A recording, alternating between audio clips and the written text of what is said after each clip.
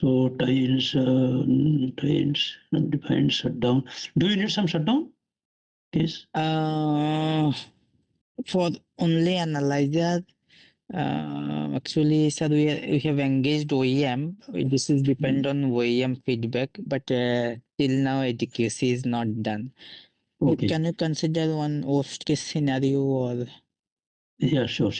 So if you see my Chairman, this is shutdown related to system or process?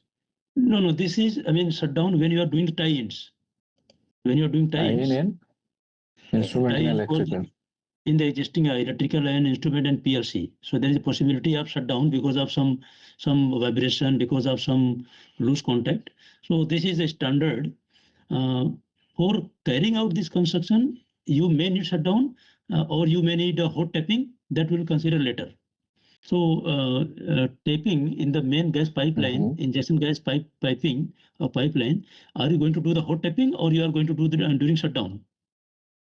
Santosh, if you can confirm.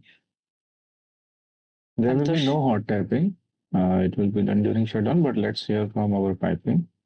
Yes. Santosh is on hold. MJ, do you remember any discussion? Sorry, again, can you please? Meantime, Santosh comes. Piping modifications.